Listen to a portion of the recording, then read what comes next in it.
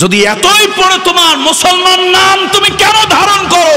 আল্লাহ জবরদস্তি করে লা ইকরাহা ফিদ্দিন, ধর্মের ক্ষেত্রে কোনো বাড়াবাড়ি জবরদস্তি নাই। তোমার মন চায় তুমি ইসলাম মুসলমান থাকো, না হয় তুমি কাফের বেদিন যা ইচ্ছা তাই হয়ে যাও।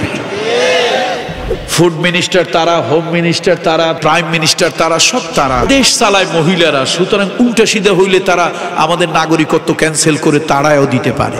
কোরআনের কথা বলবো, আপনার রাজনৈতিক চিন্তা দর্শনের বিপক্ষে গেলে আগে লাঠি নিয়ে উঠবেন, পিটাবেন। যে ইমামের পিছনে নামাজ পড়েন, যে ইমামকে নেতা বানিয়ে যার নেতৃত্বে রুকু করেন, সেজদা করেন, সেই ইমাম যখন কোরআনের কথা বলে, মুসলমানের সন্তান কোরআনের কথা তার বিপক্ষে যাওয়ার কারণে, তার চিন্তা চেতনা দর্শনের বাইরে যাওয়ার কারণে ইমামের গায়ে হাত তুলতেও দ্বিধাবোধ করে না। الذي أرسله بالحق بشيرا ونذيرا وداعيا إلى الله بإذنه وسراجا منيرا فقد قال الله تعالى في كلامه المجيد والفرقان الحميد أعوذ بالله من الشيطان الرجيم بسم الله الرحمن الرحيم وننزل من القرآن ما هو شفاء ورحمة للمؤمنين ولا يزيد الظالمين إلا خسارا وقال الله تعالى في آيات أخر إنه لقرآن كريم في كتاب مكنون لا يمسه إلا المطهرون وقال رسول الله صلى الله عليه وسلم إن الذي ليس في جوفه شيء من القرآن كالبيت الخريب أو كما قال عليه السلام وقال الله تعالى في شان حبيبه آمرا ومخبرا إن الله وملائكته يصلون على النبي يا أيها الذين آمنوا صلوا عليه وسلموا تسليما اللهم صل على محمد وعلى آل محمد كما صليت على إبراهيم وعلى آل إبراهيم إنك حميد مجيد আপনারা সকলে আমার সঙ্গে জবান খুলে পড়বেন। কেউ যদি রাসূলুল্লাহ সাল্লাল্লাহু আলাইহি ওয়াসাল্লামের প্রতি একবার দুরূদ পাঠ করে, আল্লাহ তাআলা সর্বনিম্ন 10টি রহমত তার প্রতি বর্ষণ করেন। এবং রাসূল সাল্লাল্লাহু আলাইহি ওয়াসাল্লাম আরো একটি হাদিসের মধ্যে বলেছেন যে আমার উম্মতেরা তোমরা আমার প্রতি দুরূদ পড়ো, কিয়ামতের দিন যখন তোমাদিগকে পুলসিরাত পার হতে বলা হবে, সে অন্ধকার পুলসিরাত পার হওয়ার জন্য এই দুরূদ আলো হয়ে তোমাদেরকে সাহায্য করবে। আসসালাতু আলাইয়া নূরুন আলা সিরাত। সুতরাং আসুন আমরা ভালোবাসা নিয়ে, বিশেষত তরুণ যুবক বন্ধুরা যারা আছেন, মাহফিলে চলে আসুন এবং রাসূলুল্লাহ সাল্লাল্লাহু আলাইহি ওয়াসাল্লামের প্রতি আবেগ নিয়ে, শ্রদ্ধা ভালোবাসা নিয়ে আমার সঙ্গে দুরূদ পড়ুন। আল্লাহুম্মা সাল্লি আলা মুহাম্মাদ ওয়া আলা আলি মুহাম্মাদ কামা সাল্লাইতা আলা ইব্রাহিম ওয়া আলা আলি ইব্রাহিম ইন্নাকা হামিদুম মাজিদ। আজকের মাহফিলের সব থেকে বড় আকর্ষণ আপনারা শ্রোতা মণ্ডলী, এই কনকনে শীতের রাতে শিশির সিক্ত চাদোয়ার নিচে আপনারা যারা বসে বসে কোরআন প্রেমিক, রসুল প্রেমিক, ধর্মপ্রিয়, আপনারা যারা আজকে এই মাহফিল শুনছেন, আপনারা মুরব্বীরা, আমার অত্যন্ত ভালোবাসার কিশোর তরুণ যুবকেরা, পর্দার আড়ালের সম্মানিতা মা ও বোনেরা, আমি সকলের খিদমতে শ্রেণী মতো আবেগ, শ্রদ্ধা, ভালোবাসা ও স্নেহ জ্ঞাপন করছি। আসুন আমরা সবাই মিলে আল্লাহ তাআলার দরবারে শুকরিয়া আদায় করি, পড়ি আলহামদুলিল্লাহ। সম্মানিত উপস্থিতি, আমার মনে হয় আজকে আমি ভূমিকা ছাড়া কথা বলবো। আমি একটা লম্বা চূড়া ভূমিকা দিয়ে কথা বলি, আজকে ভূমিকা ছাড়া কথা বলবো। কিশোর তরুণ বন্ধুরা রাস্তাঘাটে যারা ঘোরাফেরা করছেন, আপনাদের জন্য অত্যন্ত উপযোগী হবে। যদিও এটা একটা ওয়াজ মাহফিল, কিন্তু এটাও এক ধরনের ইনস্টিটিউশন, এক ধরনের স্কুল, এক ধরনের মাদ্রাসা। এটাকে বলা যায় মোবাইল মাদ্রাসা। এই ইনস্টিটিউশনটা, এই প্রতিষ্ঠানটা, এই বিদ্যালয়টা, এই পাঠশালাটা অল্প সময়ের জন্য। সুতরাং তরুণ বন্ধুদের উপকারে আসবে। আজকে আমার আলোচ্য বিষয় হচ্ছে কোরআন। বলুন তো আলোচ্য বিষয় কি? এখন আপনারা মনে মনে ভাবতে পারেন, আরে এত নাম ডাক শুনে আসলাম, ভাবলাম কি একটা গুরুত্বপূর্ণ সাবজেক্ট নিয়ে আলোচনা হবে। কোরআন তো একটা পুরান জিনিস, আর এটা তো একেবারে সবার ঘরেই আছে। এই জিনিসের আলোচনা আমি আপনাদেরকে বলবো। রাসূলুল্লাহ দুইজন সাহাবী ছিলেন অত্যন্ত উঁচু মানের স্কলার, খুব উঁচু মাপের, যাকে আমরা বুদ্ধিজীবী বলতে পারি, আলেম এবং খুব উঁচু মানের জ্ঞান। একজন হলেন আব্দুল্লাহ ইবনে আব্বাস রাদিয়াল্লাহু তাআলা আনহুমা, আরেকজন হলেন আব্দুল্লাহ ইবনে মাসউদ রাদিয়াল্লাহু তাআলা আনহু। এই দুজন খুব বড় মাপের স্কলার ছিলেন, খুব বড় মাপের চিন্তাবিদ ছিলেন, গবেষক ছিলেন এবং আলেম ছিলেন।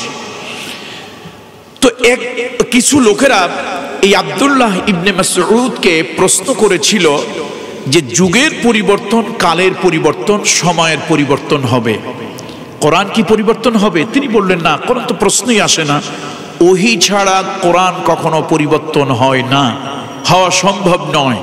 আর কোরআনের মতো আরেকটা সেম এজ লাইক, এক্সাক্ট, অনুরূপ, অবিকল, অবিচল আরেকখানা কিতাব আসমান এবং জমিন কোথাও নাই। সুবহানাল্লাহ।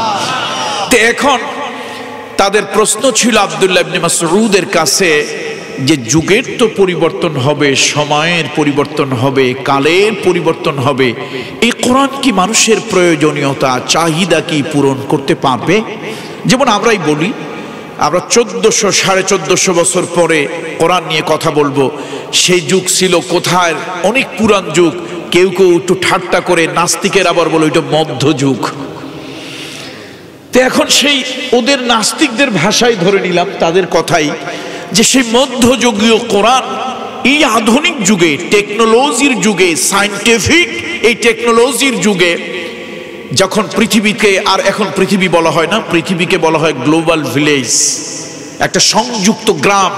একটা গ্রামে যেরকম একজন আরেকজনের সাথে কানেক্টেড, একজন আরেকজনের সাথে সম্পৃক্ত, সংযুক্ত, একটা গ্রামে যেরকম এই লোক ওই লোককে চেনে, এ তাকে জানে, একজনের সাথে আরেকজনের কোনো না কোনো ভাবে একটা পরিচয় আছে, একজন আরেকজনের সাথে সম্পৃক্ত, সংযুক্ত। পৃথিবী এখন এই টেকনোলজির কারণে, প্লেন, বিমান, ইন্টারনেট ইত্যাদির কারণে পৃথিবী এখন গ্লোবাল ভিলেজ হয়ে গিয়েছে। একজনের সাথে আরেকজনের কথা, এখানে কি হচ্ছে মুহূর্তের মধ্যে আমেরিকার লোকেরা জানতে পারছে, আমেরিকা কি হচ্ছে মুহূর্তের মধ্যে আমরা জানতে পারছি।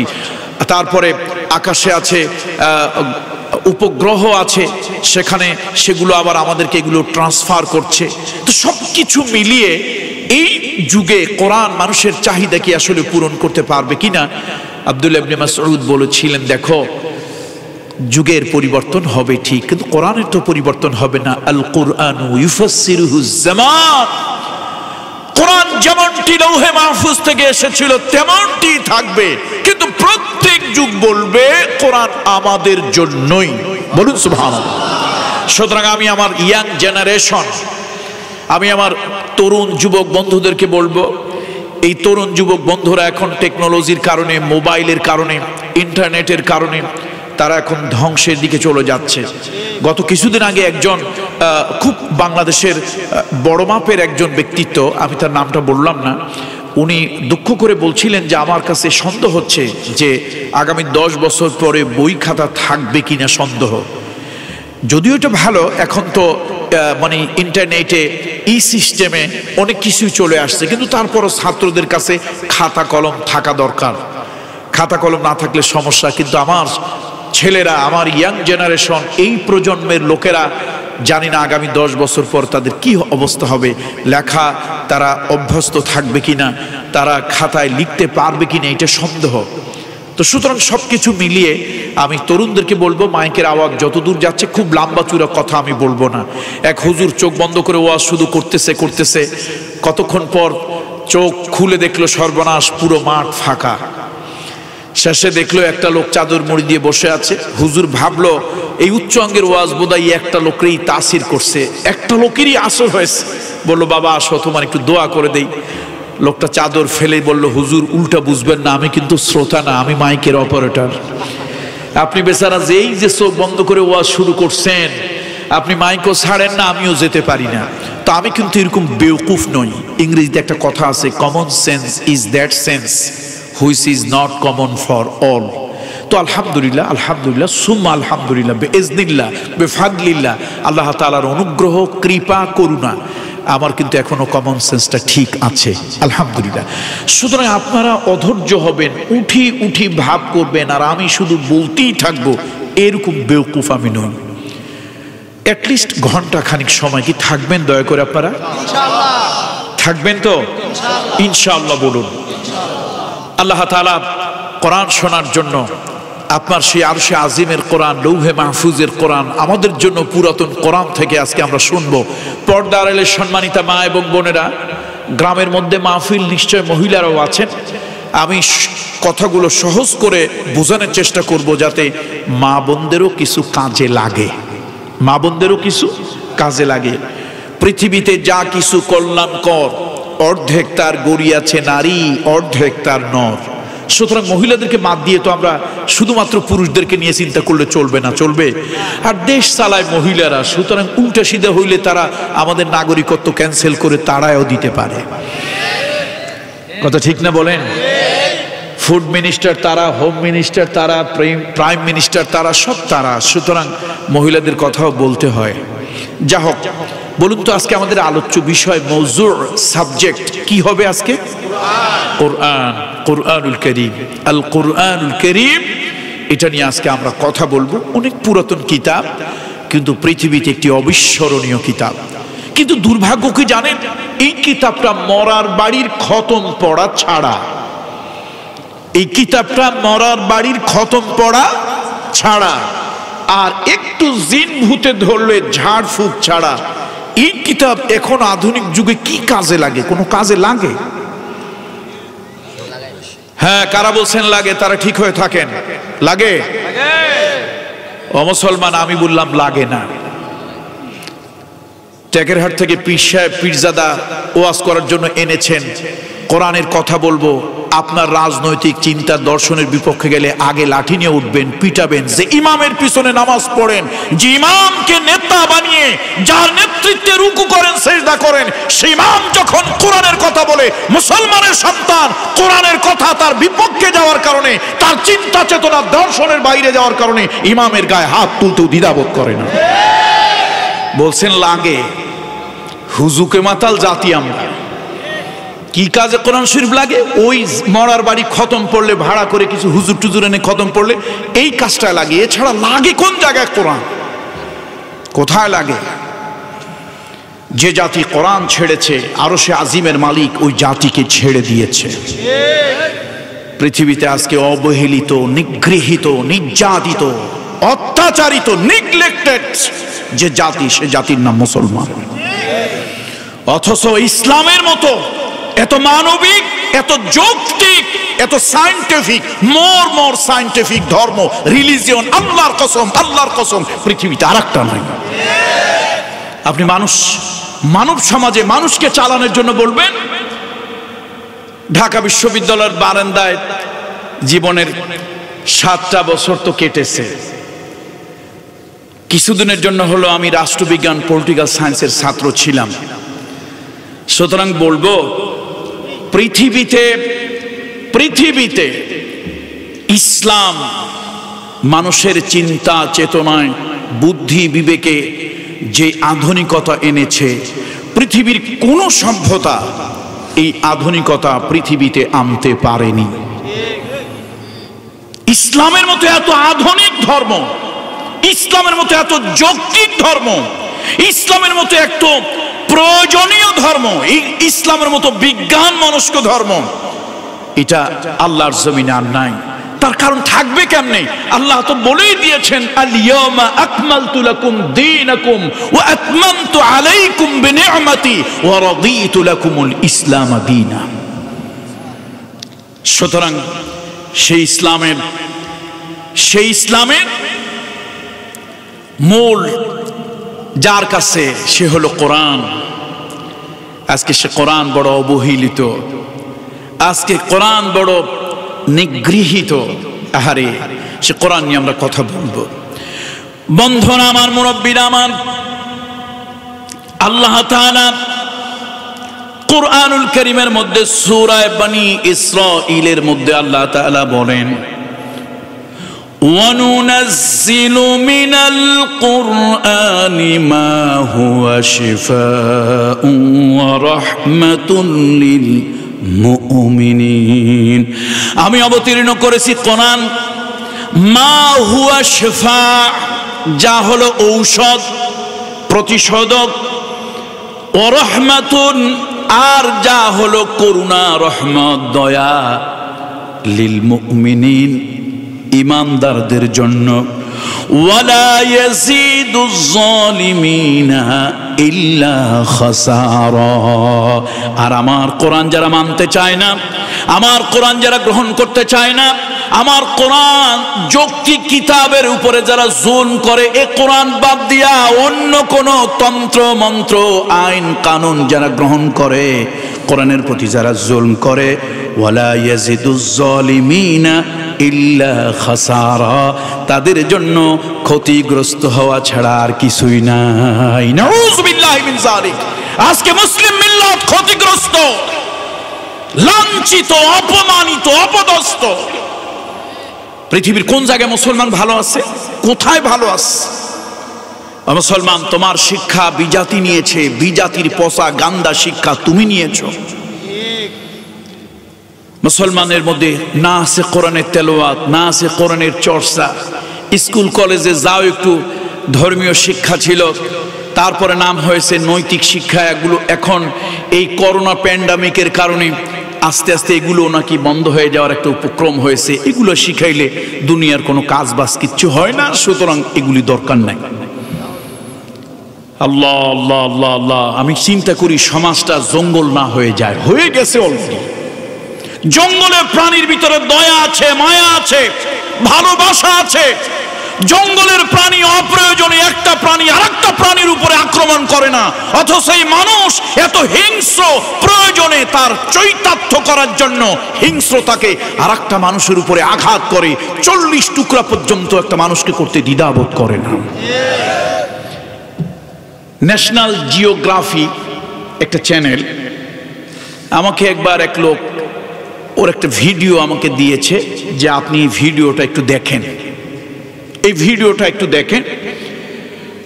ন্যাশনাল জিওগ্রাফি চ্যানেলের একটি ভিডিও ফুটেজ। সেই ভিডিও ফুটেজের মধ্যে দেখলাম একটা হরিণ বাচ্চা প্রসব করেছে। এই বাচ্চাটা সবেমাত্র মায়ের পেট থেকে পড়েছে, সদ্য প্রসূত হরিণ শাবক। কোথা থেকে যেন একটা হিংস্র বাঘ এসেছে।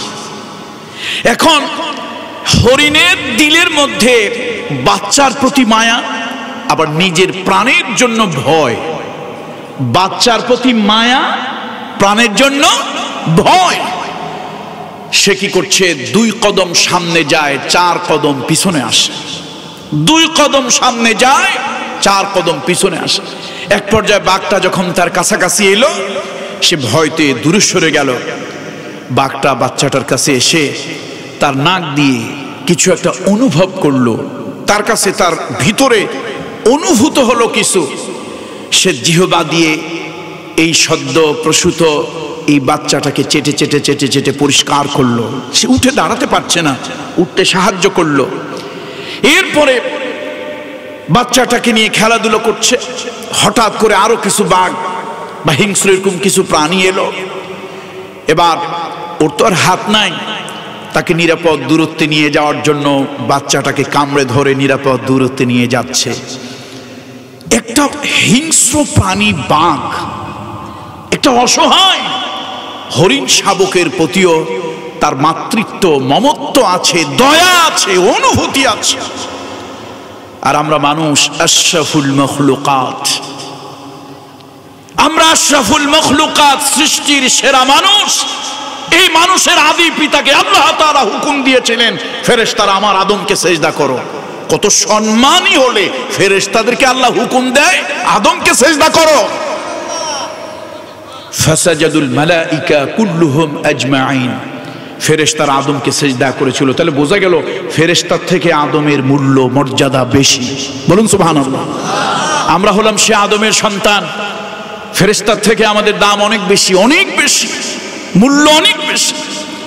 কিন্তু দুর্ভাগ্য, দুঃখ, আজকে আমরা ওই বনের হিংস্র প্রাণীর থেকেও আমরা অনেক অনেক নিচে নেমে গিয়েছি। আল্লাহর মেহেরবানি, প্রায় বছরে 3 থেকে 4 মাস পৃথিবীর বিভিন্ন রাষ্ট্রে, বিভিন্ন জনপদে আল্লাহ তাআলা আমাকে যাওয়ার সুযোগ করে দিয়েছে। আমার কাছে মনে হয়েছে যে এই লাস্ট 20 ইয়ার্স, সর্বশেষ 20 বছর পৃথিবীর মানুষের এত মানবিক বিপর্যয় হয়েছে, এত মানবিক বিপর্যয় হয়েছে। আমরা বাহ্যিক রূপে মানুষ আছি, কিন্তু অভ্যন্তরীণটা আমরা একেবারে পশুর থেকে অনেক অনেক নিচে নেমে গিয়েছি।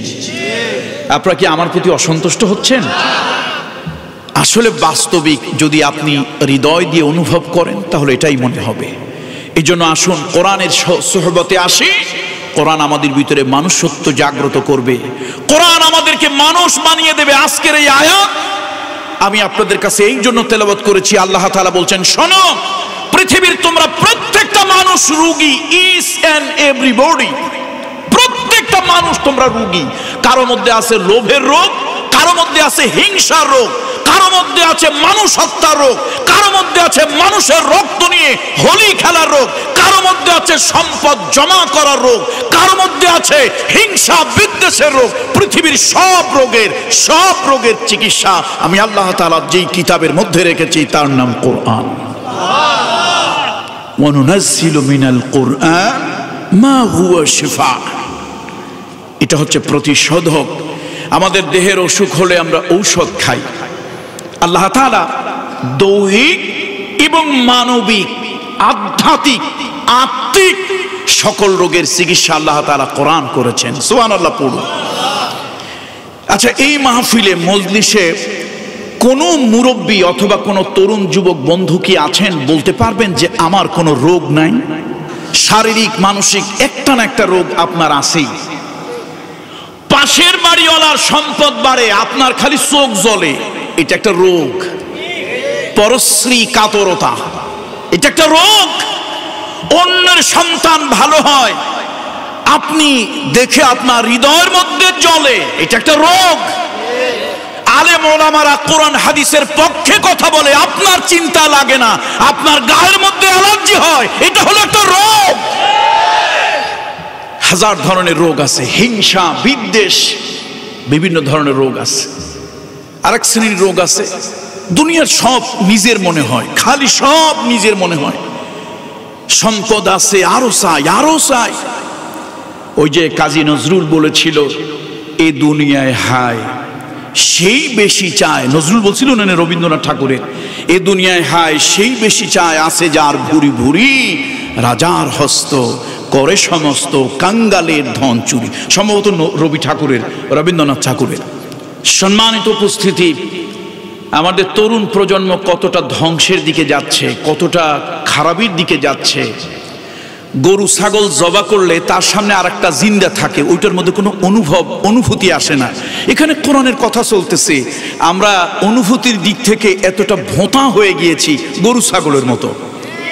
কোরআন হাদিসের কথা হয়, কারো জেহেনের ভিতরে ঢোকেই না, ও ভাবেই না কিছু একটা হচ্ছে।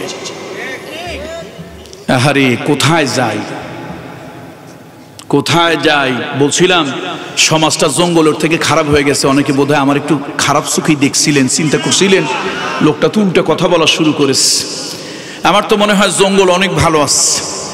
আমাদের সমাজ, ম্যান ইজ সোশ্যাল এনিমাল, মানুষ হচ্ছে সামাজিক প্রাণী। সমাজটা এখন জঙ্গল থেকে অনেক নিচে নেমে গিয়েছে, জঙ্গল ভালো আছে। যা হোক, বলছিলাম আমরা প্রত্যেকেই অসুস্থ, রুগ্ন, রুগী, দরকার ঔষধ। দরকার কি? শারীরিক রোগ হোক, মানসিক রোগ হোক, ঔষধ দরকার।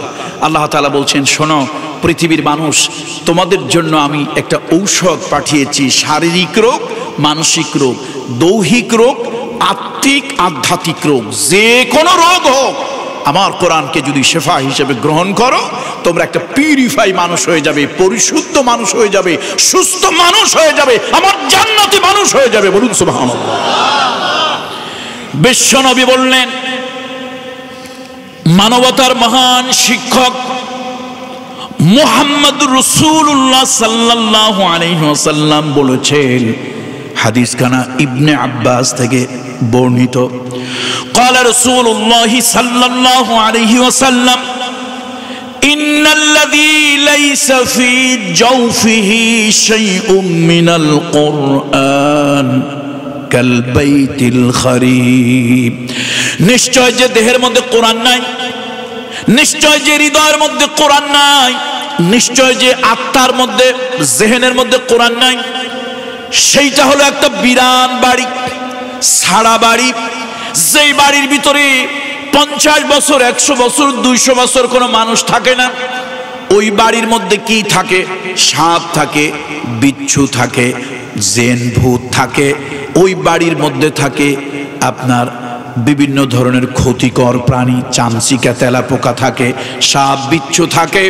আমার রাসূলুল্লাহ বলেছেন, সাল্লাল্লাহু আলাইহি ওয়াসাল্লাম বলেছেন, যেই বাড়ির মধ্যে মানুষ থাকে না, সেই বাড়িটা যেরকম ভুতুরে বাড়ি, সেই বাড়িটা যেরকম ভয়ার্ত বাড়ি, সেই বাড়িটা যেরকম বিরান বাড়ি, সেই বাড়িটা যেরকম ক্ষতির বাড়ি। আমার উম্মতেরা শোনে নাও, যার কলবির ভিতরে কোরআন নাই, যার দেহের মধ্যে কোরআন নাই, যার মস্তিষ্কের মধ্যে কোরআন নাই, যার চিন্তা চেতনায় কোরআন নাই, ওই লোকটা হলো খালি বাড়ির মতো।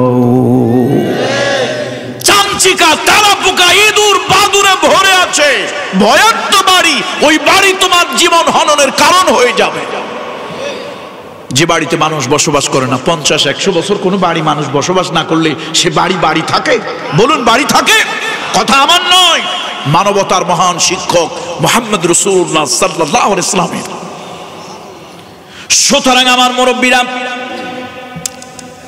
বাড়িতে মানুষ না থাকলে যেরকম বাড়িটা 50-100 বছরের যা অবস্থা হয়ে যায়, আল্লাহ নবী বলেছেন, যেই দেহের মধ্যে কোরআন নাই সে দেহটা ওইরকম হয়ে যায়। যেই সমাজের ভিতরে কোরআন নাই সে সমাজটা ওইরকম হয়ে যায়। যেই রাষ্ট্রের ভিতরে কোরআন নাই ওই রাষ্ট্রটা এরকম হয়ে যায়। যেই অফিস আদালত, কোর্ট কাছারিতে কোরআন নাই, ওই অফিস আদালত তেমন হয়ে যায়। এই জন্য দেখবেন ব্যাংকগুলি হচ্ছে শোষণের হাতিয়ার। এক লোক শুনছিল টাকায় টাকা টানে। বলেন তো কি শুনছে? টাকায় টাকা টানে। বেচারা গরিব মানুষ চিন্তা করলো, অনেক কষ্ট মষ্ট করে 10টা টাকা গোছাইছে, টাকায় যখন টাকা টানে, ব্যাংকের মধ্যে ঢুকলো, ঢুকে দেখলো এক বস্তা টাকা। একটা লোক নাড়াচাড়া গোনা করছে, বাসাবাসি করতেছে। চিন্তা করলো টাকায় যখন টাকা টানে, 10টা টাকা ওখানে ফিকে মারলো। কতক্ষণ পর লোকরা দেখতেছে টাকা আর আসে না, তার টাকা কথা কয় না, টাকা আসে না। বেচারা একবার এদিক যায় ওদিক যায়, দাঁড়ায়, পিছপা হয়, সামনে যায়। সিকিউরিটি গার্ড এটা দেখেছে, সন্দেহ হয়েছে লোকটা কি চোর না ডাকাত। সিসি ক্যামেরায় ম্যানেজার দেখছে, ব্যাপার কি সন্দেহজনক। তার অ্যাটিটিউড, তার বডি ল্যাঙ্গুয়েজ, তার মুভমেন্ট সন্দেহজনক। সিকিউরিটি গার্ডকে বলা হলো, সে গ্রেপ্তার করলো লোকটারে। এবার জিজ্ঞেস করা হলো, তুমি এরকম ঘুরতেছো কেন? চেক টেক করে দেখলো কোনো অস্ত্র নাই, বোমা নাই। বেটা তুই খালি হাতি জায়গায় এরকম ঘুরতেছিস কেন? কয় ভাই আমি শুনেছি টাকায় টাকা টানে, বহুত কষ্ট করে 10টা টাকা জোগাড় করেছি, ওই এক বস্তা টাকার মধ্যে টাকাটা ফেলছিলাম, অনেকক্ষণ ধরে অপেক্ষা করতেছি, আমার টাকার কোনো টাকা টেনে আনে না। ম্যানেজার কয়, মিয়া তুমি কথা শুনছো ঠিক, টাকায় টাকা টানে কথা ঠিক, তবে এই এক বস্তা টাকার মধ্যে তোমার 10টা টাকা এত গরিব যে সব টাকায় তোমার টাকারে টেনে ধরছে, ওইটা আর বের হইতে পারতেছে না। এখন সমাজের ভিতরে সুদ দেয় গরিবের, সুদ নেয় বড় লোকে, সিনেমা হল বানায় বড় লোকে, দেখতে যায় গরিব মানুষে। গরিবের টাকা কোথায় চলে যায়? বড় লোকের পকেটে, বিভিন্ন কায়দায়। এই যে ফিনান্সিয়াল করসপন্ডেন্স, অর্থনৈতিক লেনদেন, আপনি দেখবেন গরিব তার থেকে যাচ্ছে, বড় লোক পাচ্ছে। অথচ আল্লাহ তাআলার কোরআন বলেছে, কাইলা ইয়াকুনা দূরাতাম বাইনাল আগনিয়াই মিনকুম। শোনো, আমি আল্লাহ তাআলা ইসলামিক অর্থনীতি এই জন্য দিয়েছি কোরআনের মধ্যে, যাতে বড় লোকের কাছে পয়সা যেন জমা হয়ে না থাকে, পয়সার পাহাড় যেন না হয়, আর গরিব যেন নির্যাতিত নিগৃহীত না খেয়ে যেন আরো গরিব না হয়। একটা দুইটার মধ্যে সমতা, সিমিলারিটি আনার জন্য আমি আল্লাহ তাআলা ব্যবস্থা করে দিয়েছি যাকাত ভিত্তিক অর্থনীতি। বলুন সুবহানাল্লাহ। বড় লোককে বলা হয়েছে, এই বড় লোক, অবৈধ পন্থায় ইনকাম করবা না, বৈধ পন্থায় করবা। বৈধ পন্থায় ইনকাম করে অপ্রয়োজনে খরচ করবা না, তাবযির করবা না। ইন্নাল মুবাযযিরিনা কানু ইখওয়ানা শায়াতিন।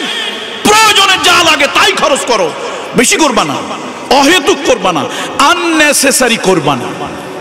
তারপরে সব খরচ, অল এক্সপেন্ডিচার, সব খরচ করার পর তোমার কাছে যা টাকা থাকবে, বছর শেষে অতিরিক্ত টাকার আমার গরিবের জন্য 40 টাকা 1 টাকা, 100 টাকা 2.5 টাকা আমি আল্লাহরে দিয়ে দাও।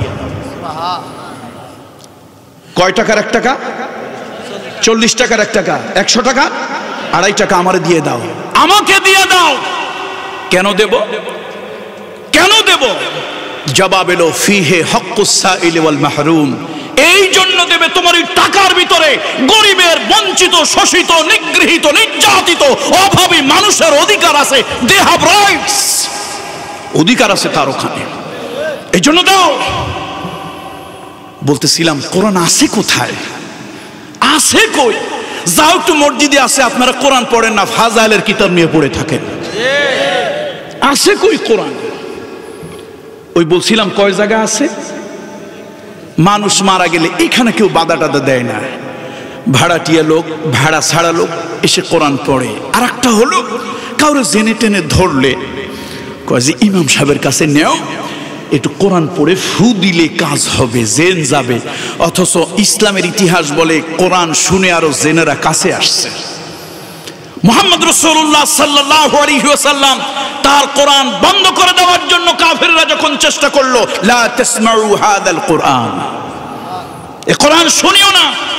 রাসূলুল্লাহ সাল্লাল্লাহু আলাইহি ওয়াসাল্লাম কিং কর্তব্য বিমূঢ় হয়ে খানায় কাবার উত্তর সামান্য একটু পশ্চিম অ্যাঙ্গেলে মাকবারা মুআল্লা, মুআল্লা দ্যাট মিন্স উঁচু ভূমি, টিলা ভূমি, ওই উঁচু নিচু পাহাড়িয়া ভূমি, এটাকে আরবিতে বলা হয় মুআল্লা। খুব প্রাচীন একটা কবরস্থান, হাজার হাজার বছরের পুরাতন প্রাচীন এই মুআল্লা কবরস্থানে।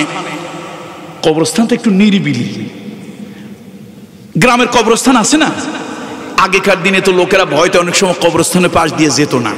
ছোটবেলা আমি তাই কত ভয় পেয়েছি। মনে মনে চিন্তা করছি কবর থেকে উঠে আবার কেউ সালাম কালাম দেয় কিনা, কিছু জিজ্ঞেস করে কিনা, ছোট মানুষের যা চিন্তা আর কি। এখন সাধারণত কবরস্থান থাকলে লোকেরা একটু অ্যাভয়েড করে চলে, একটু দূর দিয়ে চলে, ওখানে কেউ যায় টায় না।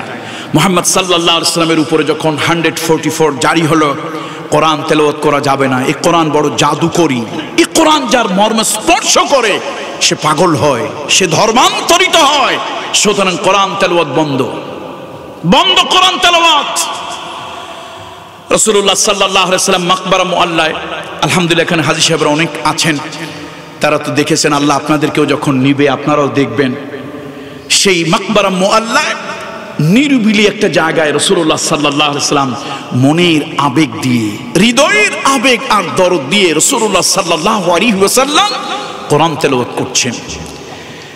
যেহেতু এটা অনেক প্রাচীন কবরস্থান, ওখানে জিনেদের বসবাস ছিল। এক জিন আরেক জিনকে বলে, ভাই এত সুন্দর, সুললিত, বিমোহিত, বিমুগ্ধকর, এত হৃদয় জুড়িয়ে যায়, এরকম বাণী তো শুনি নাই। একজন বলল, দেখ আমার তো অনেক বয়স, আমি দাউদ পয়গম্বরের জবানে তেলাওয়াত শুনেছি। একজন বলল, আমি ঈসা পয়গম্বরের জবানে আসমানি কিতাব শুনেছি। আরেকজন বলল, আমি তো মুসা পয়গম্বরের জবানে আসমানি কিতাব শুনেছি। এমন হৃদয়গ্রাহী তো শুনিনি। এবার জিনেরা মুহাম্মদ রাসূলুল্লাহ সাল্লাল্লাহু আলাইহি ওয়াসাল্লামের চারদিকে তারা ঘিরে ধরল। তন্ময় হয়ে তারা কোরআন শুনতে লাগলো। পিনপত্তর নীরবতা, কোরআন শুনতেছে তারা। রাসূলুল্লাহ সাল্লাল্লাহু আলাইহি ওয়াসাল্লাম যখন কোরআন তেলাওয়াত শেষ করলেন, তারা জিজ্ঞেস করলো, মান আনতা, আপনি কে, আপনার পরিচয় কি? রাসূলুল্লাহ বললেন, আমি মুহাম্মদ ইবনে আব্দুল্লাহ, কুরাইশ বংশ, আব্দে মানাব গোত্রের আমি সন্তান, মুহাম্মদ ইবনে আব্দুল্লাহ। এত সুন্দর সুললিত কণ্ঠে কি পড়লেন, কি তেলাওয়াত করলেন, হৃদয়গ্রাহী, মর্মস্পর্শী। রাসূলুল্লাহ বললেন, শোনো, আল্লাহ তাআলা আমাকে নবী বানিয়েছেন, মানুষ এবং জিনের জন্য আল্লাহ তাআলা আমাকে নবী বানিয়েছেন। গোটা পৃথিবীর মানব দানবের জন্য আল্লাহ তাআলা তাদের হেদায়েতের জন্য একটা বাণী দিয়েছেন, শিফা দিয়েছেন, তার নাম হলো কোরআন। আমি ওই কোরআন তেলাওয়াত করছিলাম। এবার জিনেরা একজন আরেকজনের মুখের দিকে তাকালো। ইন্না সামি'না কুরআনান আজাবা, ইন্না সামি'না কুরআনান আজাবা। কি এক বিস্ময়কর কোরআন শুনলাম, কি এক মনোমুগ্ধকর কোরআন শুনলাম, কি এক জাদুর মন্ত্র কোরআন শুনলাম। এই কোরআন শুনে তারা বলল, মুহাম্মদ সাল্লাল্লাহু আলাইহি ওয়াসাল্লাম আপনি ঠিক বলেছেন, আপনি আমাদেরকে কালেমা পড়িয়ে মুসলমান বানিয়ে দেন, নিশ্চয়ই এটা আল্লাহর বাণী। সুবহানাল্লাহ। এখন পর্যন্ত সেই জায়গায় চিহ্নিত আছে ঐতিহাসিক মসজিদ জিন। হাজী সাহেবরা সেখানে যায়, দেখে, আর ইতিহাসকে যখন নিজের চোখে দেখে মনটা অন্যরকম লাগে। অর্থাৎ এই সেই প্লেস, হিস্টোরিক্যাল প্লেস, যেখানে রাসূলুল্লাহ সাল্লাল্লাহু আলাইহি ওয়াসাল্লামের জবান থেকে কোরআন শুনে জিনেরা পর্যন্ত আকৃষ্ট হয়ে ইসলাম গ্রহণ করেছিল। তাহলে বন্ধুরা, পৃথিবীতে জিন তাড়ানোর জন্য ইসলাম আসে নাই, পৃথিবীতে জিন তাড়ানোর জন্য কোরআন আসে নাই, আর মরার জন্য খতম পড়তে কোরআন আসে নাই। খতম জিন্দার জন্য দরকার। কার জন্য? মরণ মরে যে গেছে সে তো আল্লাহ জিম্মায় চলেই গেছে। ইদা মাতাল ইনসান ইনকাতা আনহু আমালুহু ইল্লা মিন সালাসা। হাদিস। রাসূলুল্লাহ সাল্লাল্লাহু আলাইহি ওয়াসাল্লাম বলেছেন, মানুষ যখন মৃত্যুবরণ করে, ইনকাতা, বিচ্ছিন্ন হয়ে যায়, ডিসকানেক্ট হয়ে যায়, তার থেকে তার আমলের দরজা সমূহ। তাহলে কিসের আলোচনা হচ্ছে আজকে মনে আছে কি আপনাদের? কোরআনের আলোচনা, যে কোরআন হলো শেফা, ঔষধ। আচ্ছা, আমরা দেহে অসুখ হলে ঔষধ খাই কি খাই না? আল্লাহ তাআলার কোরআন হচ্ছে দেহের ওষুধ। এবার আসুন মনের ওষুধ। হাসাদ, হিংসা, এটা একটা মানসিক রোগ। আল্লাহ তাআলা কোরআন শরীফের ভিতরে বলেছেন, এই হাসাদ, হিংসা করা যাবে না। এরপরে আরেকটা আছে, আপনাদের এলাকায়, আপনারা ভালো মানুষ, আপনাদের এলাকায় নাই, আমাদের এলাকায় আছে। এই বংশের লোক ওই বংশের লোকরে খালি খোটা দেয়, আর তোরা তো ছোট লোকের জাত, বেটা জাত দেখবি, আমাদের বংশ দেখ, আমাদের গোষ্ঠী দেখ, আমাদের হেডম টেডম আলাদা। এরকম আমাদের অঞ্চলে আছে, আপনারা ভালো মানুষ, আপনাদের এলাকায় নাই, আপনাদের এলাকায় আছে। আল্লাহ আল্লাহ আল্লাহ আল্লাহ আল্লাহ, মাফ করুন আল্লাহ। আল্লাহ তাআলা বলছেন, দেখো বংশ নিয়ে বড়াই করিও না, বংশ নিয়ে বড়াই করিও না। লা ইয়াসখার কওমুম মিন কওমিন আসা আইয়াকুনু খায়রাম মিনহুম ওয়ালা নিসাউম মিন নিসাইন আসা আইয়াকুননা খায়রাম মিনহুন্না। পর্দার মহিলারা যারা আছেন, এক ঘরে চার ভাই, চার ভাইয়ের কয় বউ? চার বউ। এই বউ খোটা দেয়, আর ও তো ছোট লোকের জাত, ছোট লোকের মাইয়া, আমি কি ছোট ঘরের মেয়ে নাকি? আল্লাহ তাআলা স্পষ্ট কোরআনে বলছে, এই নারী, কোন নারীকে এরকম খোটা দেবে না। এটা একটা রোগ, মানসিক রোগ। কি রোগ বলুন? মানসিক রোগ। তার কারণ হলো আল্লাহর বান্দা সকলে সমান, অল আর ইকুয়াল, সকলে সমান। সৈয়দ বংশ, মোল্লা বংশ, শেখ বংশ, ভুইয়া বংশ, তাঁতি, কামার, কুমার, জেলে, রিকশাওয়ালা, ঠেলাওয়ালা, কুলি, মজুর, আল্লাহর কাছে সব সমান। ইন্না আকরামাকুম ইনদাল্লাহি আতকাকুম। যার মধ্যে তাকওয়া আছে, আল্লাহ তাআলা বলেন আমার কাছে তার মর্যাদা আছে। সুতরাং তুমি শেখ, তুমি ভুঁইয়া, তুমি চৌধুরী, তোমার মর্যাদা বেশি। আরেকজন মোল্লা অথবা মুন্সি, পাটোয়ারি, তার মূল্য কম, এরকম করিও না। এটা জঙ্গলিদের আচরণ। রাগ করতেছেন আপনারা? এই মানসিক রোগ আছে না নাই? কোরআন বলছে, আমি কোরআন, আল্লাহ বলছেন, আল্লাহর কথায় কোরআন বলছে, আমি হলাম দৈহিক, মানসিক, শারীরিক সকল রোগের ঔষধ। আবার আর একটা রোগ আছে, খালি কথায় কথায় এই ভুল চিন্তা করে, ভুল ধারণা করে, যত দোষ কিছু হইনি কার উপরে চাপায় দেয়। আল্লাহকে, বেটা এই মানুষ শোন, আমার সৃষ্টি, এটা তোর মানসিক রোগ। ইজতানিবু কাসীরাম মিনাজ-যন ইন্না বা'দাজ-যন্নি ইসমুন। এই শোন, এত খালি খালি এরকম চিন্তা ভাবনা করিস না, অহেতুক কারো উপরে দোষ চাপিয়ে দিও না। ওয়ালা তাজাসসু, খবরদার কারো দোষ ত্রুটি তালাশের জন্য গোয়েন্দাগিরি করিও না। অন্যের ছিদ্র যদি তুমি তালাশ করো, তোমার ভিতরে হাজার ছিদ্র আছে, আরশের মালিক চাইলে ওগুলো প্রকাশ করে দিতে পারে। সামাজিক রোগ এগুলি আমাদের, এই রোগগুলির চিকিৎসা হওয়া দরকার। এগুলো হচ্ছে ফিজিক্যাল এবং মেন্টাল ডিজিজ রোগ, এবং সংক্রমিত হয়, এগুলি প্রভাবিত হয় একের দ্বারা আরেক। তারপরে আরেকটা রোগও কিন্তু আছে, বলবো না? আরেকটা রোগ হলো, কিছু সলিমদ্দি টাইপের লোক আছে, ওরা দুনিয়ায় যত অশান্তি লাগানোর জন্য যত মিথ্যা কথা সাপ্লাই দেয়। সে সাংবাদিক হতে পারে, সে কোনো মিডিয়া হতে পারে, সে কোনো ব্যক্তি হতে পারে। কিছু আছে সাংবাদিক, কিছু হলো সাংঘাতিক। তিলে বানায় তাল, তালকে বানায় তিল। গ্রামে এরকম কিছু লোক আছে, আরে সগলখোর, খামাখা একটা কথা বানায় একজনের নামে আরেকজনের চালায় দিল, গন্ডগোল, ফাসাদ, রক্তারক্তি শুরু হয়ে গেল, জ্বালাও পোড়াও ভাঙচুর শুরু হয়ে গেল।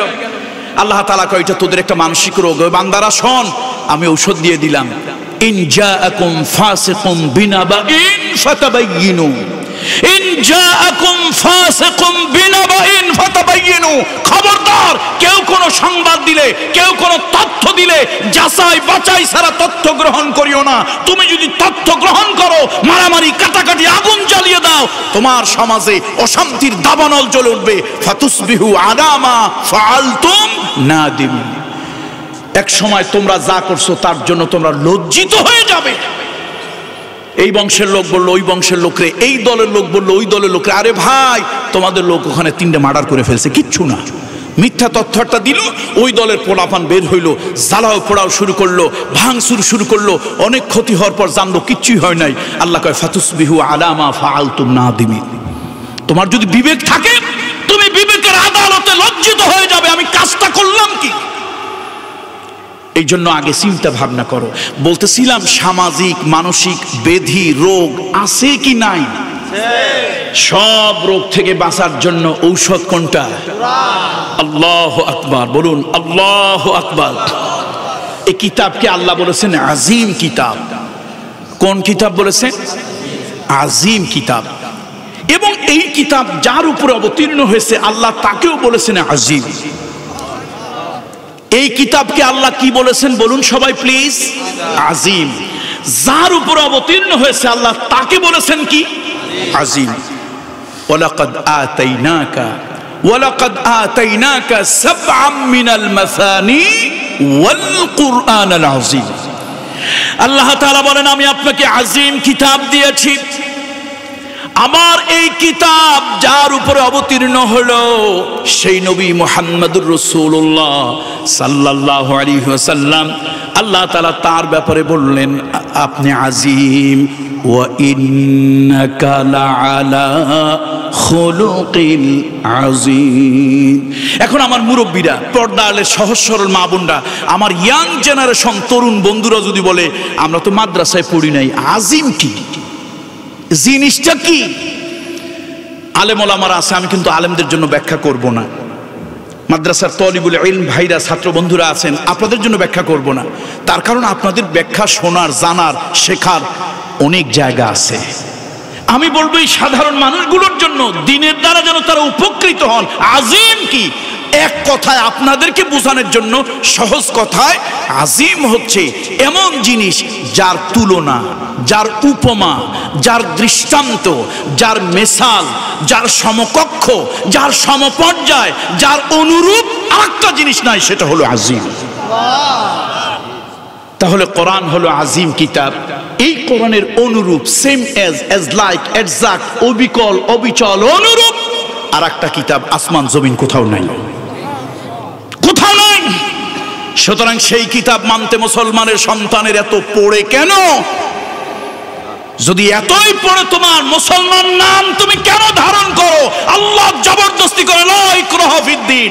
ধর্মের ক্ষেত্রে কোনো বাড়াবাড়ি জবরদস্তি নাই। তোমার মন চায় তুমি ইসলাম মুসলমান থাকো, না হয় তুমি কাফের, বেদিন, যা ইচ্ছা তাই হয়ে যাও। আল্লাহ কি জোর করে কাউরি মুসলমান বানাতে চায়? জোর করে মুসলমান রাখতে চায়? মুসলমান না হইলে তারে আল্লাহ ডান্ডার বাড়ি দিতে বলেছে না। আল্লাহ বলেন মুসলমান যদি হয়ে থাকোই মুসলমানের মতো থাকো। দদিল বান্দা কলমা চোর, না পায় শ্মশান, না পায় গোর। তুমি এইদিকে পা দিবা, ওদিকে পা দিবা, এটা কোন চরিত্র? এটা দ্বৈত চরিত্র। তোমার মনে চায় তুমি ইসলাম গ্রহণ করো, ইসলামের উপরে থাকো, মনে না চায় না থাকো, কোনো বাড়াবাড়ি নাই, কোনো জবরদস্তি নাই, কোনো কিচ্ছু নাই।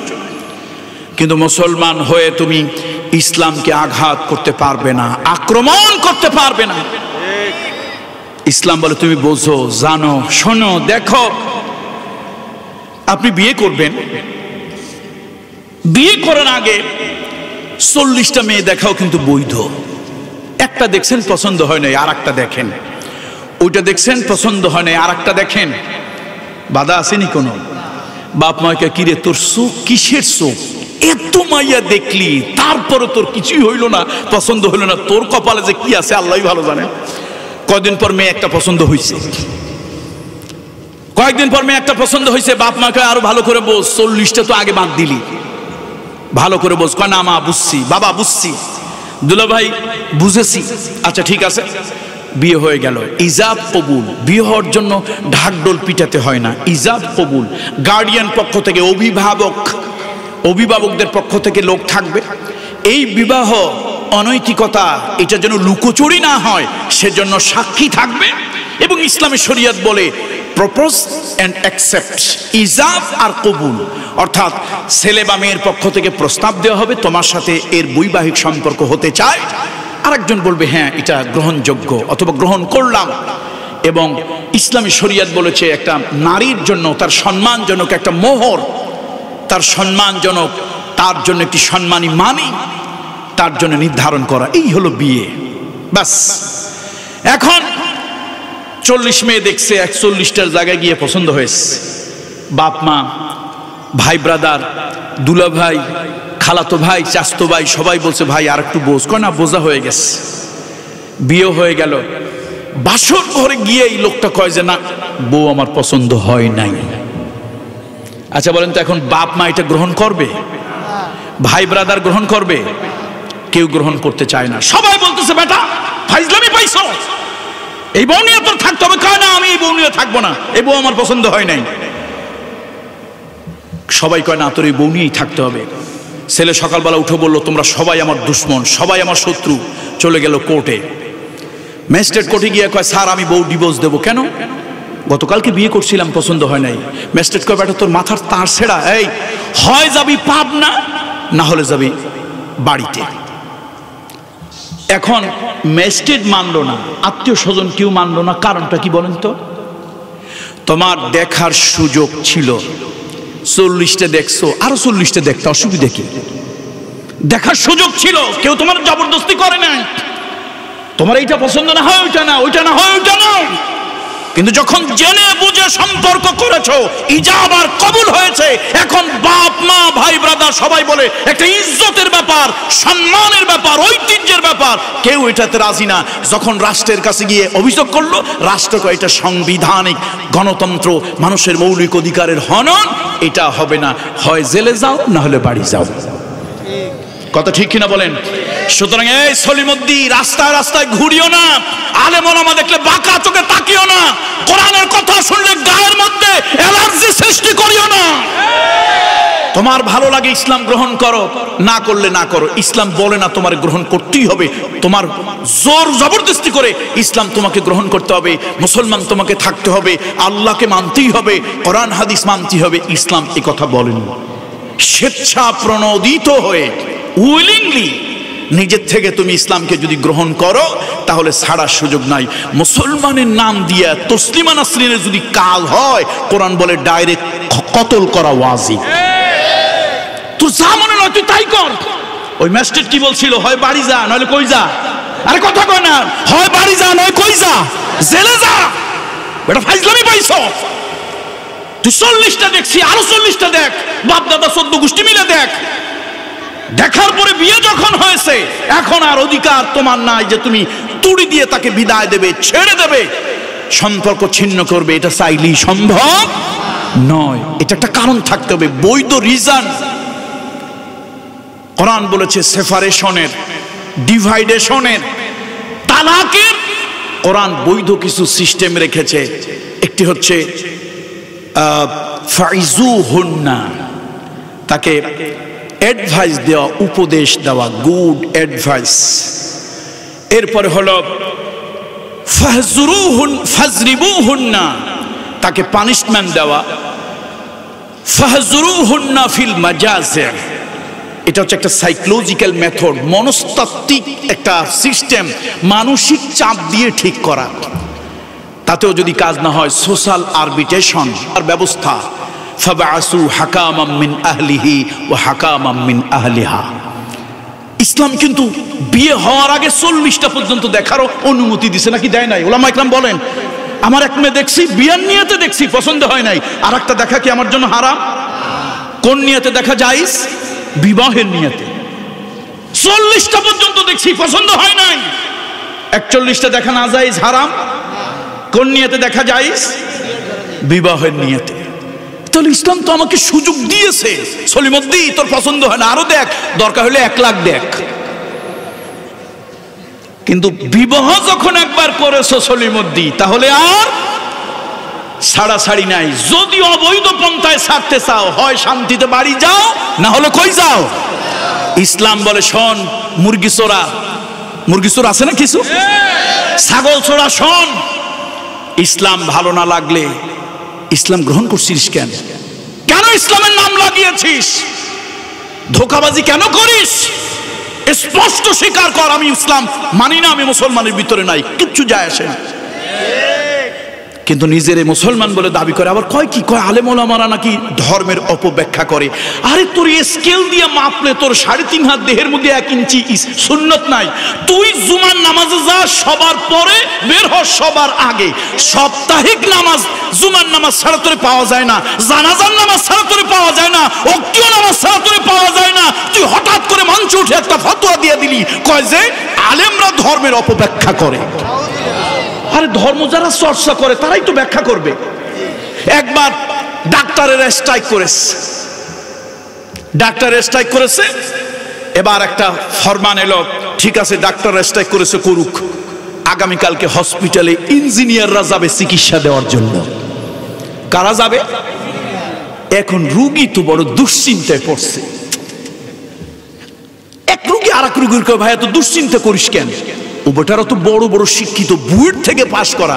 কয় ভাই ওরা জ্ঞানী, কোনো সন্দেহ নাই, কিন্তু ওরা তো কাজ করে রোডের কাজ করে। ভাই ওরা যদি আসে কোন জাঙ্গার ইনজেকশন কোথায় দেয় তার তো ঠিক নাই। শেষে ঠ্যাং ভাঙ্গা রুগীও জানলা ভেঙে পালানোর চেষ্টা করেছে।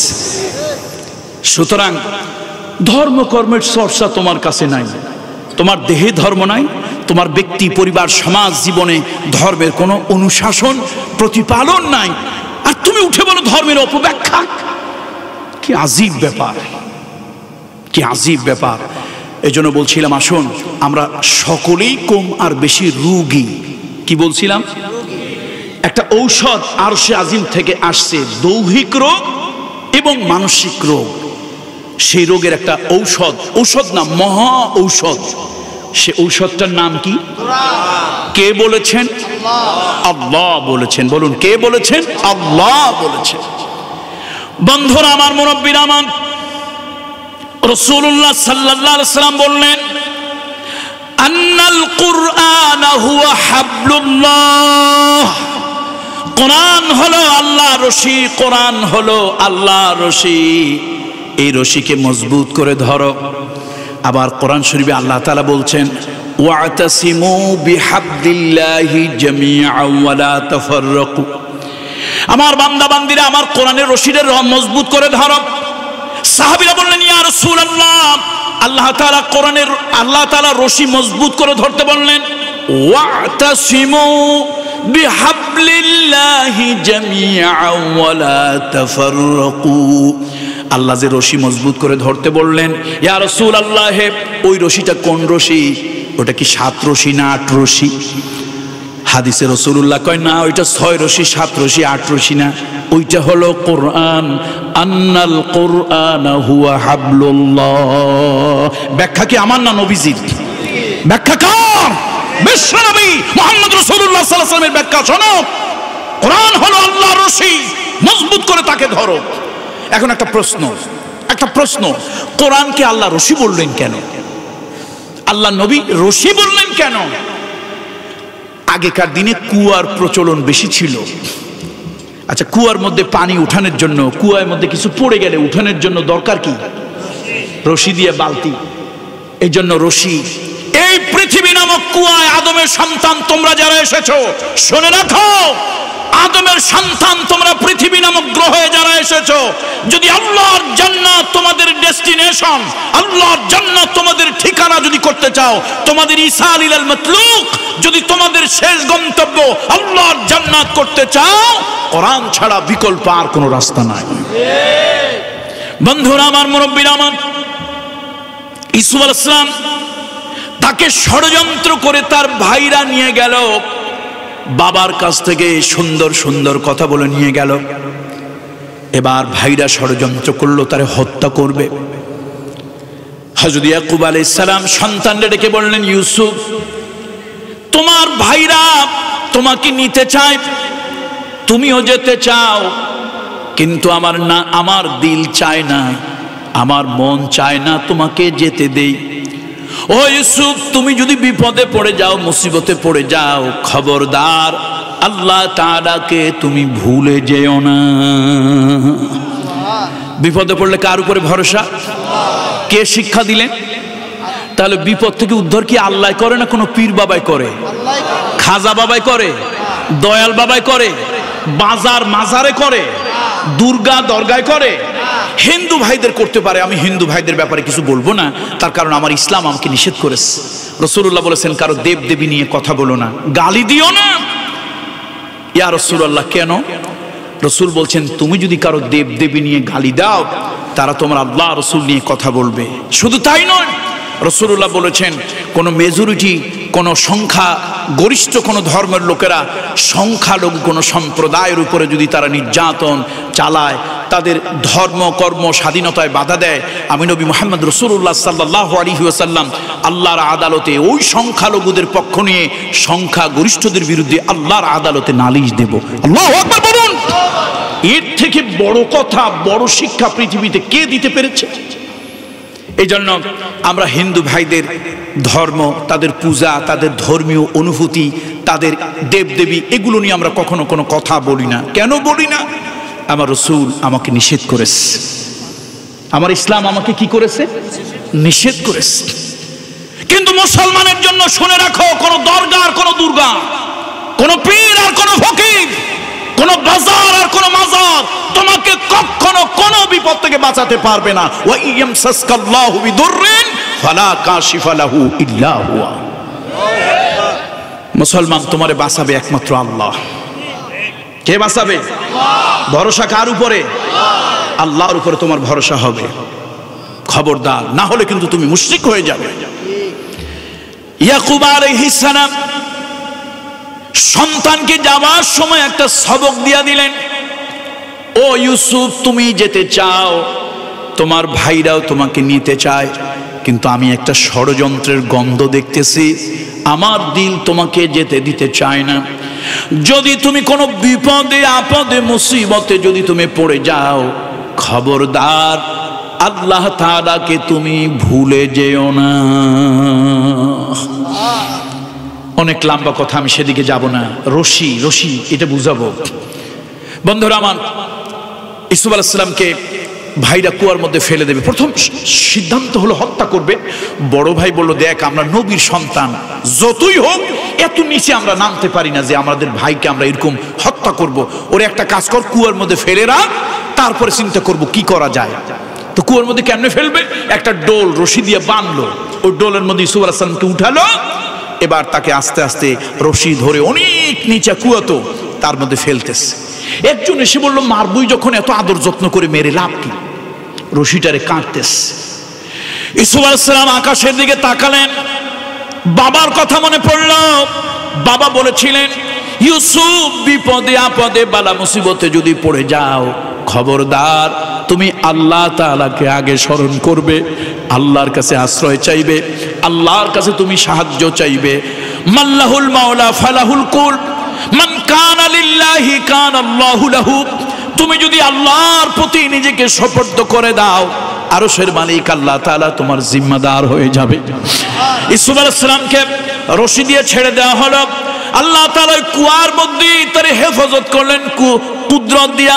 আল্লাহ তাআলা তার দিলের মধ্যে ইলহাম দিয়ে দিলেন, ইউসুফ ভয় পেও না, তোমার ভাইরা ষড়যন্ত্র করে তোমাকে কুয়ার মধ্যে ফেলেছে, আমি আল্লাহ তাআলা মিশরের সম্রাট বানানোর জন্য ওই স্টেজে মঞ্চে ওঠার প্রথম সিঁড়িতে আমি তোমারে উঠায় দিয়েছি।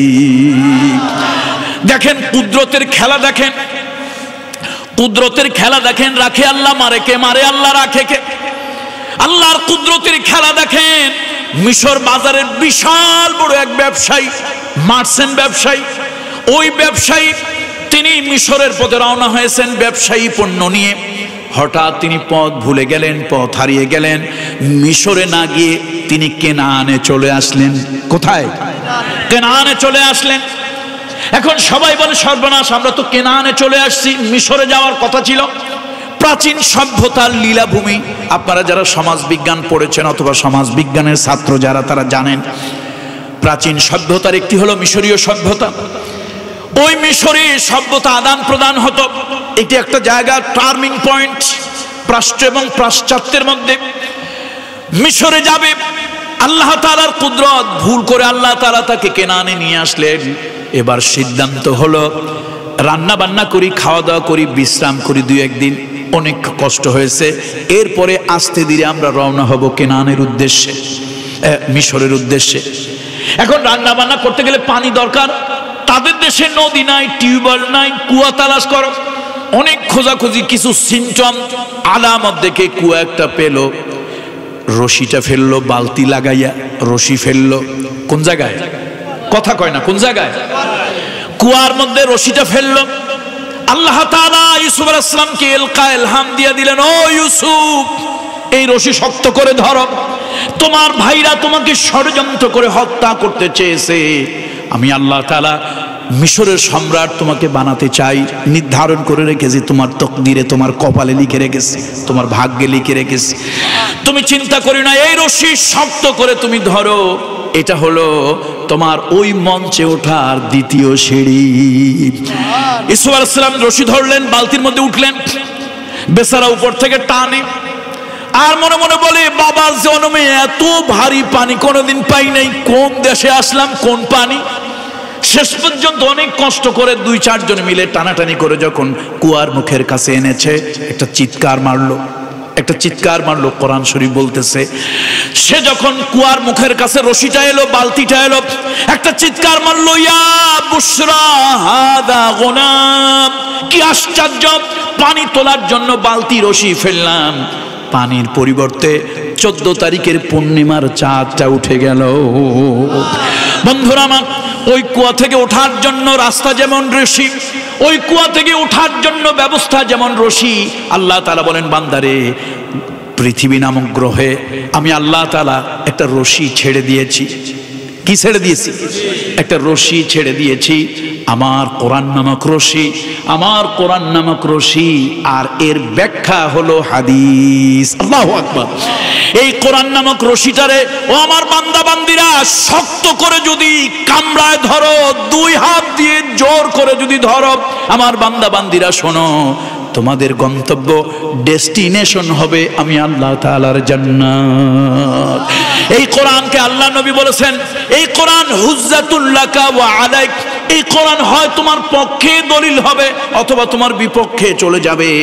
কোরআন দিয়ে যারা ব্যক্তি জীবন চালাবে, কোরআন দিয়ে যারা পারিবারিক জীবন চালাবে, কোরআন দিয়ে যারা সামাজিক জীবন চালাবে, কোরআন দিয়ে যারা হিংসার রোগ দূর করবে, কোরআন দিয়ে যারা লোভের রোগ দূর করবে। লোভ আছে না? আরে বাপরে, পাইলে মনে হয় যেন দুনিয়াটারে খেয়ে ফেলি, দুনিয়াটারই মনে হয় যেন খেয়ে ফেলি। রোড কি হাইওয়ে রোডের ইট আর বিল্ডিং এর রড, এখন তো রডের বদলে বাঁশ দেওয়া শুরু হয়েছে। বাঁশ যত খারাপ ভাবেন অত খারাপ না, বাঁশ ভালোই, মরার কাজেও লাগে, জেতার কাজেও লাগে। বন্ধুরা আমার, লোভের কারণে মানুষ নিজের মায়ের পেটের ভাইকে হত্যা করে। লোভের কারণে মানুষ নিজের মায়ের পেটের ভাইকে হত্যা করে। হাবিল আর কাবিল কোরআন শরীফের ভিতরে এসেছে, নিজের প্রবৃত্তি চৈতাত্য করার জন্য ভাইকে হত্যা করলো। আহারে, পরের জায়গা জমি প্রভাব দিয়ে তুমি জবরদখল করো, পরের জমি 3 হাত দখল করে খাই, এরপরও আইলে দাঁড়াইলে মনে হয় ভিতরে আরো 2 হাত পাই। পরের জমি কয় হাত দখল করে খাই, আইলে দাঁড়াইলে তারপরে মনে হয় ভিতরে আরো 2 হাত পাই। এটা একটা মানসিক রোগ, লোভের রোগ। কোরআন শরীফ বলছে, বান্দারে তোর লোভটারে দূর কর। চিকিৎসা কি? চিকিৎসা হলো, তুমি জানো না কোন জমিনে তোমার মৃত্যু হবে। বিআইয়ি আরদিন তামুত। সুতরাং তুমি যে ভাইয়ের জমি, চাচার জমি, ফুফুর জমি, প্রতিবেশীর জমি, হিন্দুর জমি জবরদখল করে তুমি যে জোর করে খাচ্ছ, আরে বান্দা, এমন একটা জায়গায় তোমার মৃত্যু হতে পারে যে তোমার লাশটা শ্রীগাল কুকুরে খাওয়ার ভয়ে লোকজন নদীর পাড়ে বালুর চরে তোমাকে চাপা মাটি দিয়ে রাখবে। খবরদার, চিকিৎসা নাও আমার কোরআন থেকে। কোথা থেকে চিকিৎসা নাও? কোরআন থেকে। এই জন্য বলি, শারীরিক রোগ, মানসিক রোগ সবটা কোরআনে ভালো হয়। রাসূলুল্লাহ সাল্লাল্লাহু আলাইহি ওয়াসাল্লাম বলেছেন, সূরা ফাতিহা, সূরা নাস, সূরা ফালাক, আয়াতুল কুরসি, এগুলি পড়ে দান করে দিলে অনেক শারীরিক রোগ ভালো হয়, মানসিক রোগ ভালো হয়ে যায়। এই জন্য কোরআন আমাদের জীবন চলার সাথী, জীবন চলার পাথেয়। এই কোরআনকে আমরা ভুলবো না। রাজি আছি তো? ইনশাআল্লাহ রাজি আছি। বিশ্বনবী বললেন, আল কোরআন হুজ্জাতুল লাকা ওয়া আলাইক। এই কোরআন হয় তোমার পক্ষে দলিল হবে অথবা তোমার বিপক্ষে চলে যাবে। কোরআনুল কারীম, ইকরাউল কোরআন ফাইন্নাহু ইয়াতি ইয়াউমাল কিয়ামাতি শাফিআন লিআসহাবি। কোরআন তেলাওয়াত করো, কোরআন তেলাওয়াত করো, কোরআন তেলাওয়াত করো। এই কোরআন তেলাওয়াতকারীকে কিয়ামতের ময়দানে শাফাআত করবে, কোরআন শাফাআত করবে। সূরা মুলকের ব্যাখ্যার মধ্যে, সূরা মুলকের তাফসীরের ভিতরে দেখেছি, সূরা মুলক নিয়মিত যারা তেলাওয়াত করবে, মুহাব্বত করে যারা তেলাওয়াত করবে, ওজিফা হিসেবে যারা তেলাওয়াত করবে, এই লোকগুলি কবরে রাখার পর যখন মুনকির নাকির ফেরেশতা আসলো কবরে প্রশ্ন করার জন্য, কবরের মধ্যে কোনো লাশ খুঁজে পাচ্ছে না। বিরাট বড় একটা পাখি শুয়ে আছে, বিরাট বড় একটা পাখি শুয়ে আছে। ফেরেশতা প্রশ্ন করবে, উত্তর নেবে, কোথায় গেল মাইয়েত? ওই পাখি বলে, আমার ডানার নিচে তারে ঘুম পাড়িয়েছি।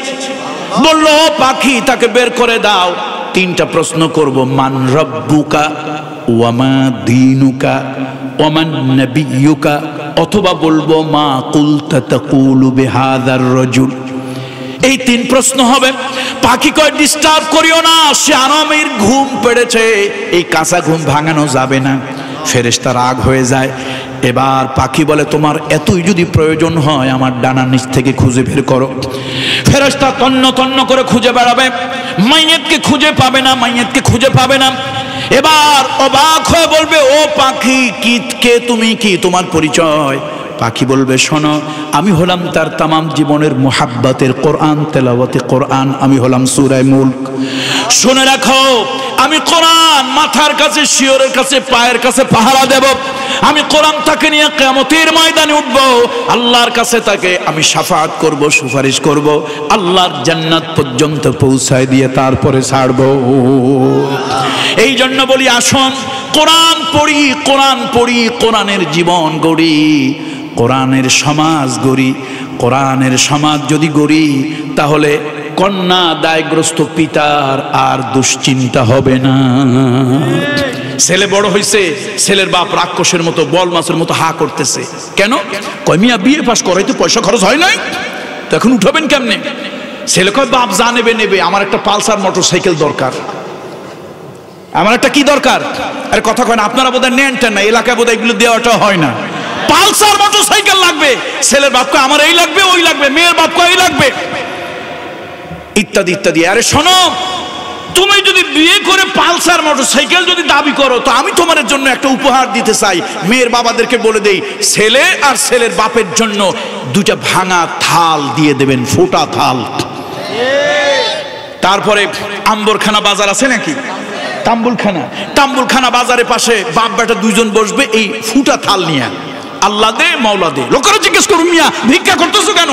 কয়েক টাকের হাটের আনসার হিসেবে আসছিল, তিনি বলে দিয়ে গেছেন, আমাদের বড় পালসার মোটরসাইকেলের শখ। উনি বলছেন, মেয়ের বাপ থেকে যৌতুক নেওয়ার বিপরীতে এই ভাঙা থাল এটা নিয়ে বসতে, একটা পালসার মোটরসাইকেলের বড় শখ। আমার মনে হয় 2 টাকা যারা ভিক্ষা দিত, অন্তত করুণা করে 100 টাকা দেবে। বাপ বেটা দুইজন মিলে 1 মাস ভিক্ষা করলে পালসার মোটরসাইকেলের পয়সা হয়ে যাবে ইনশাআল্লাহ। কি বলেন? একটা ব্যবস্থা হইল না? সাইকেলও হইল, কি হইল, ব্যবস্থাও হয়ে গেল। কত বড় খারাপ যে বাপ 16 বছর 18 বছর একটা মেয়েকে, কন্যাকে লালন পালন করে, সে তো কলজার টুকরা। এই কলজার টুকরাটারে তোমার দিয়ে দিছে, এর থেকে আর ছলিমতি তোমার বেশি কি দেবে? তারপরে তোমার মন ভরে না। তোর বাপই দিল না, তোর মাই দিল না, শীতের দিনে রস দিল না, গরমের দিনের পিঠা দিল না, ইত্যাদি ইত্যাদি। এরকম যারা ডিমান্ড করে, ওদেরকে কিছু ঝাড়া কিসাও দিয়ে দিবেন, এগুলো দরকারি। এই জন্য বলছি, আসুন কোরআন, কোরআন সামাজিক, আত্মিক, আধ্যাত্মিক, দৌহিক সব রোগের কি বলুন তো ওষুধ, চিকিৎসা। আল্লাহ তাআলা কোরআন নিয়ে বাঁচার, কোরআন নিয়ে মরার, কোরআনের জিন্দেগি গঠন করার তৌফিক আমাদেরকে দান করুন। আল্লাহুম্মা সাল্লি আলা মুহাম্মদ ওয়া আলা আলি মুহাম্মদ কামা সাল্লাইতা আলা ইব্রাহিম ওয়া আলা আলি ইব্রাহিম ইন্নাকা হামিদুম মাজিদ।